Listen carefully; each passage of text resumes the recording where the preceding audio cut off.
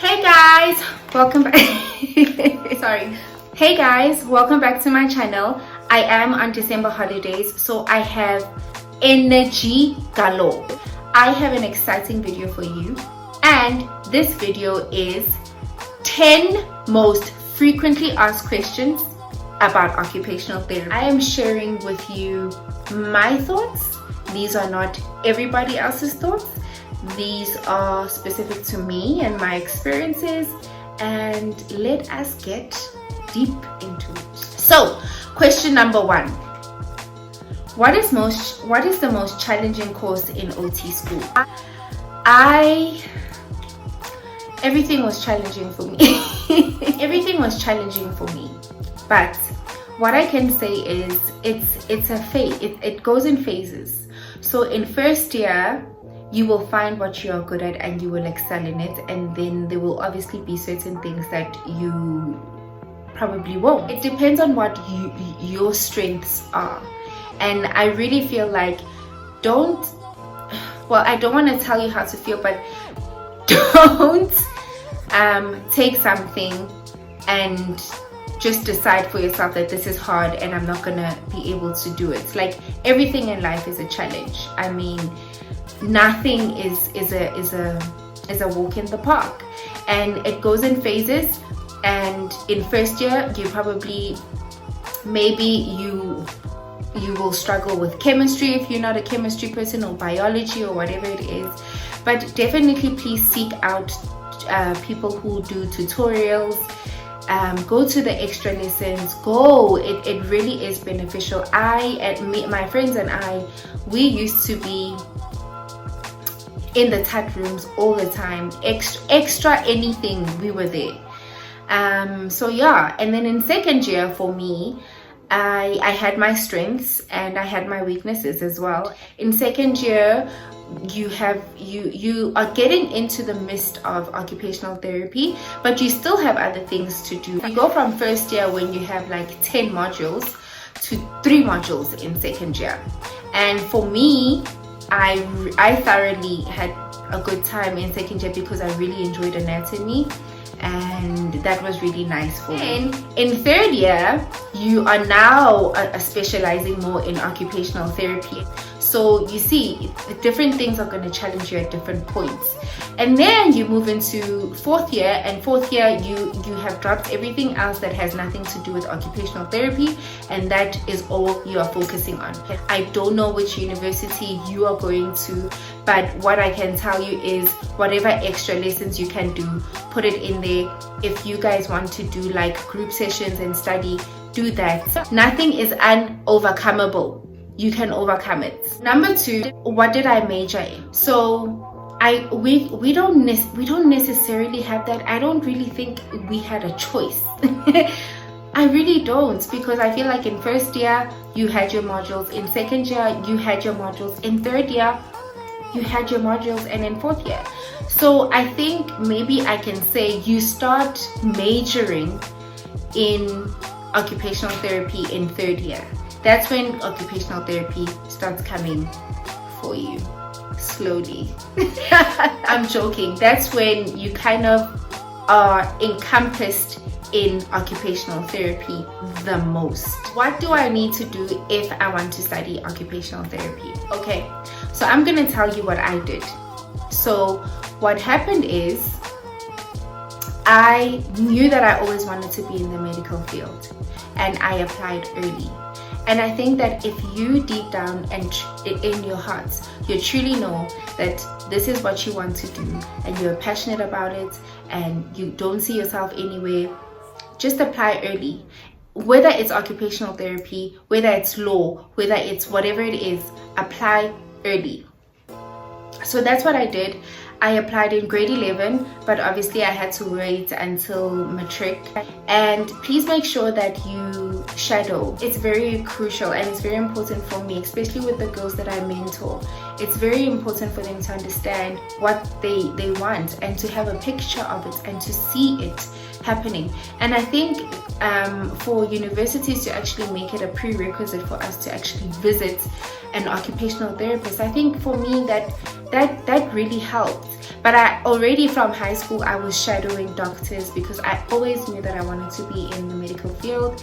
And so I think it's very important for you to make sure that you apply early, that you are shadowing the correct field you want to go into, and make sure that you are showing some kind of leadership skills. Show that you are in organizations, show that you are a person who can lead. So you need to be able to show those qualities that they are looking for, that you're a great team member, that you're a great leader, that you are independent, you're able to work independently, you're able to work in a group, you're able to be motivational, because I mean, you have people that are working under you. And if you are showing those things in your application, it makes it so much better for you to actually get accepted, because they can see that holistically you are a good candidate. Also, what's important is your letters of motivation. So I don't remember if I specifically wrote a motivational letter for occupational therapy, but I think I remember that my friend and I actually had to write one for a bursary. So I'm not sure, but definitely a letter of motivation. I think that speaks true to you. Like if this is like your calling, then definitely talk about it and tell them that is what you want to do. This is how you plan to change people's lives. This is what it means to you. And also getting a letter of recommendation. Letter of recommendation is actually, it's not a bad thing. It's not a bad idea to consider. And just so that you have those bonus things for you to be able to apply and get what you want. What specialties can I get into when I'm practicing occupational therapy or when I'm studying occupational therapy?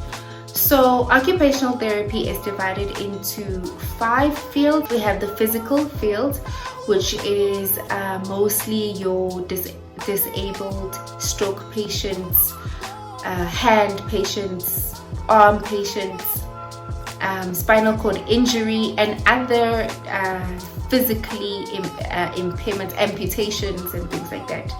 So we have the physical field, and then we have the psychiatric field, where we are dealing with people with bipolar, people with schizophrenia, people with mental health issues.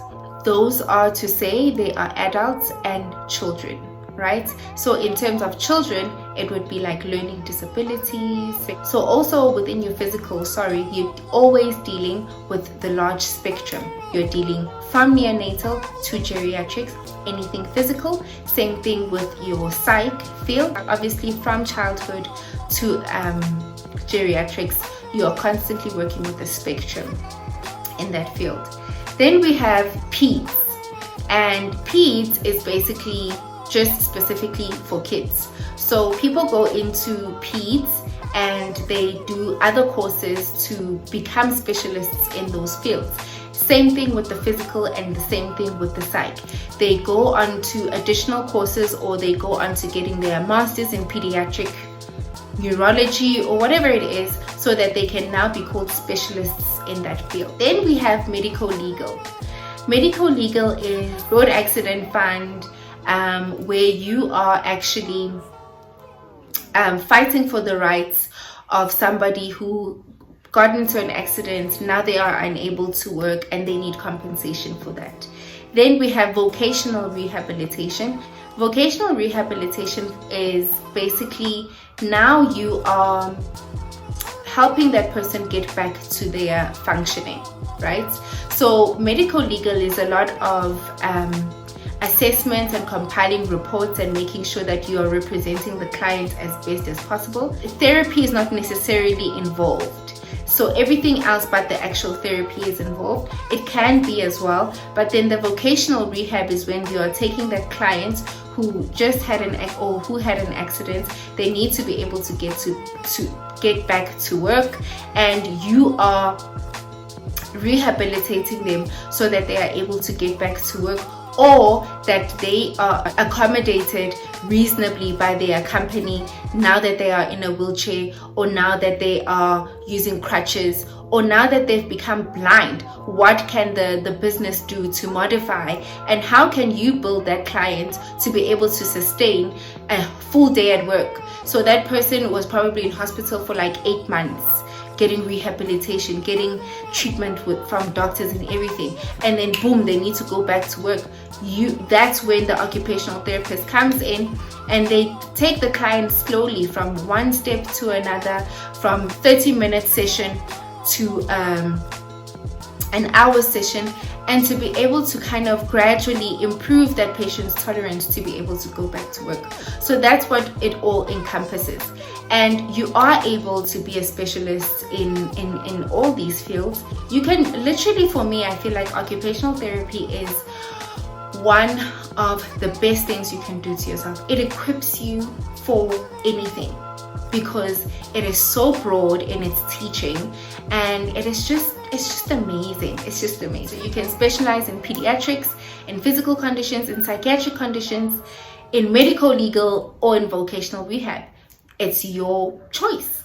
What kind of salary can I expect practicing or doing occupational therapy? I don't like to answer the salary questions. I'm comfortable with speaking with my colleagues about our pay because we kind of get paid the same. But for anybody who is moving from university to the workplace, I've heard a lot of people say this. It's not about the money, it's not about the money. And really, truly, it is not about the money, because you can have the salary that you have and you can be able to live.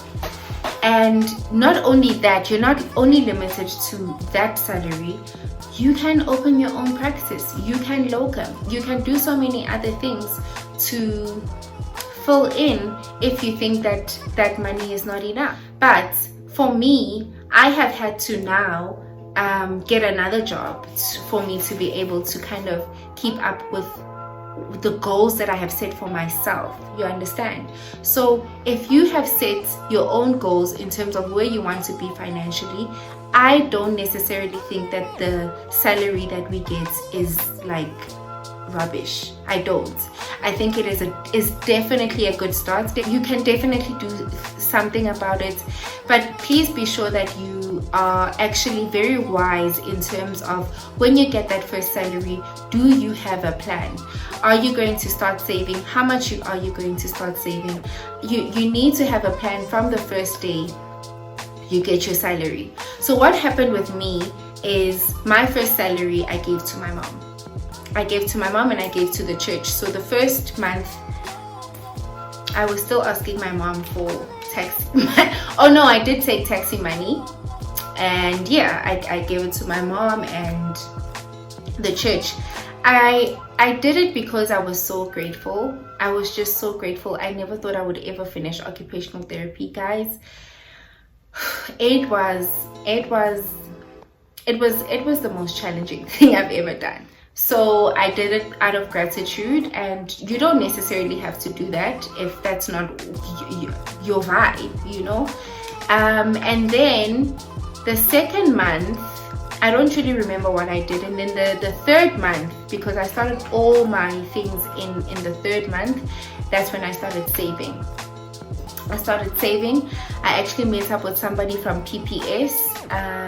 Usually they go to the WIT students. It's a professional body insurance company that takes in young professionals. So I sat down with a member from PPS, and we kind of looked at what kind of things do I want to do. So I set up my retirement annuity. I set up income protection. I set up things for dread diseases. Lord forbid I develop cancer and I'm unable to work and I don't have the funds to have that treatment. So I put in all of those things. I put in a life policy, and savings basically. So but now that I'm kind of growing a little bit more, I think it's more important for you to get somebody who is more of a coach, who is going to kind of help you fulfill goals in terms of, okay, I want to buy a house by 30, or I want to buy a house by this, and they can help you kind of plan and save for that. For me, it was just like, okay, let's put money away, and yeah, let's not have access to it. And also, I think you need to look at every year. Maybe you'll start at saving, for an example, 1,000 Rand. Then in the next year, try and save a little bit more, you know, and be mindful of your expenses. Don't accumulate too many expenses. And please also don't forget to put in a little bit of entertainment money, because you are working now. You don't need to deprive yourself, which is what I am guilty of. I deprive myself.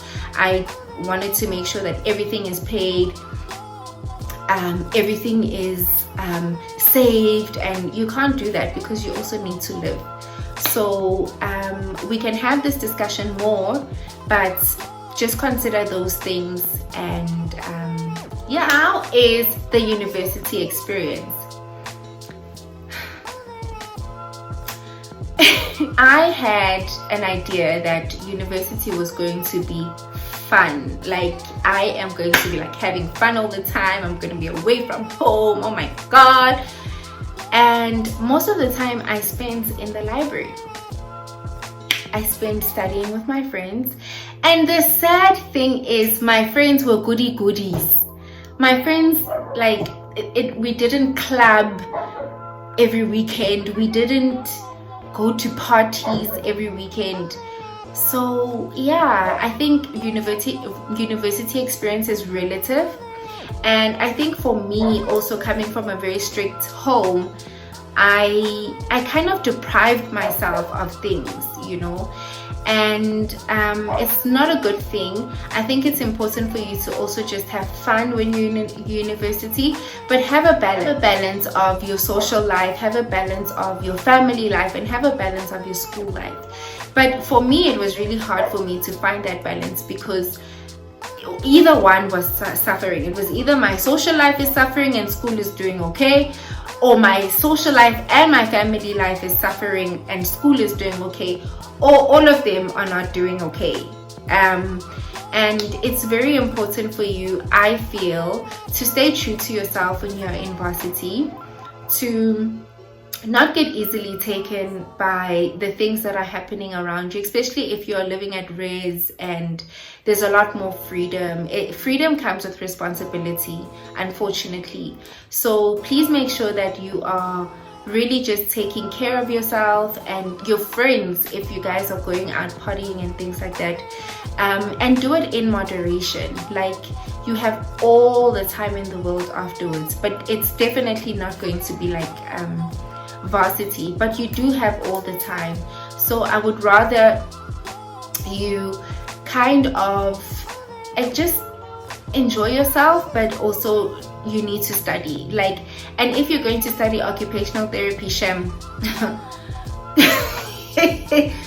you need to study. There's a lot. The work that is condensed in our schedule is hectic.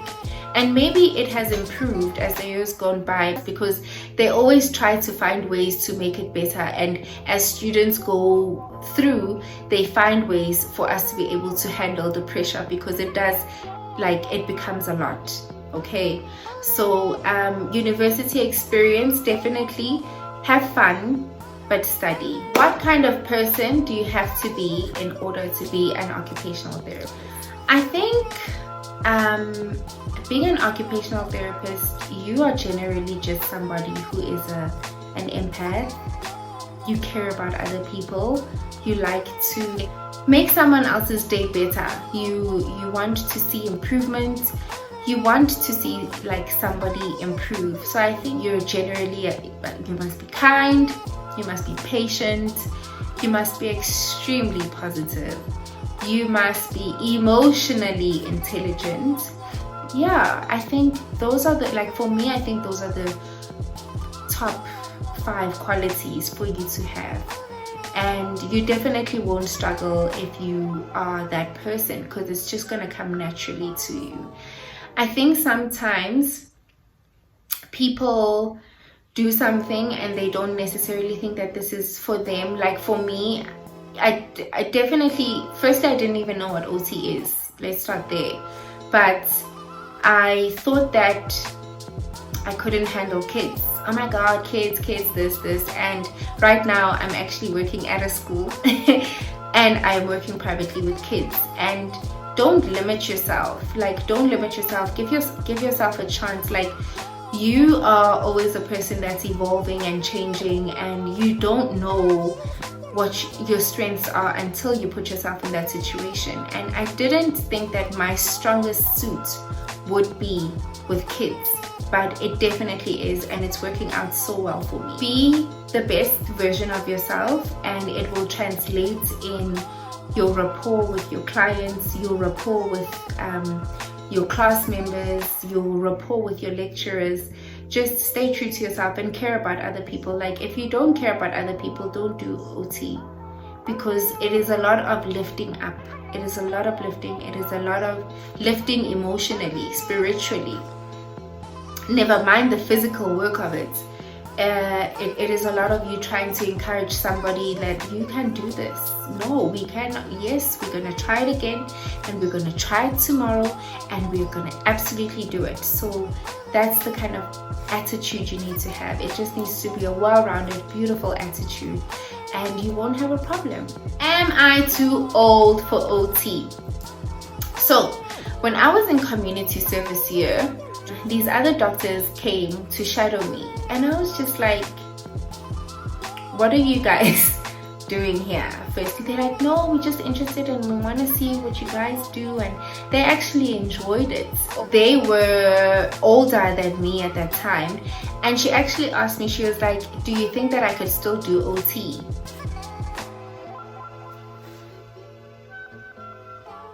Of course you can still do OT. You are never too old, you are never too short, you are never too rigid, you are never too anything for occupational therapy. If that's what you want to do and that's what you feel your calling is, definitely do it. We had an older lady who was studying occupational therapy with us. I think she had done psychology and other degrees before, and definitely I think that actually helps you in terms of understanding occupational therapy, and it helps you use your previous degree and this degree together, and by the time you finish, you're just like a boss. So consider it if it's really what you want to do. And do you have to study hard in order to do OT? I'm going to keep it short and basic. Yes, yes, and yes. And last but not least, working in government or working in private? Okay, I really feel like I want to have a whole video for this, because I really want to share my thoughts on how I feel about government and how I feel about private. But I definitely think that in everything there are pros and there are cons. In the government there is pros and cons, and also in private there are pros and there are cons. However, what I prefer, I don't really know, but I am still working for the government and I am doing private work. But the system in the government is it really makes it difficult for us occupational therapists, because we are a resourced, influenced type of therapy. We need things to be able to do what we do, just like any other field, you know, but some of our things are sometimes not considered as crucial, and that kind of doesn't help in terms of us moving forward in the government system, in terms of being able to provide the necessary assistance for our clients. But I mean, we were taught to be creative in school. We were taught to make ends meet. So that's exactly what we do. And then in private, private for me, I think, I don't want to say this, but I think it's too competitive for me. I think private is too, I don't like the environment. And not to say that I like the environment in government, but somewhat the private is just a little bit, like it's very money based. When you are in a private practice, you need to have numbers. Clients need to be coming in and out for you to be able to make that money, you know. So it's very competitive, it's very driven based kind of field, but also it is a very good environment to be in if you are that type of person, if you are a hungry, driven person that is just you want to be on the move all the time. It's really perfect for you. That is it for the 10 most frequently asked questions in occupational therapy. I really hope you enjoyed. I really had so much fun filming, and thank you so much for watching my video. Please don't forget to comment, like, and subscribe, and I will see you next time.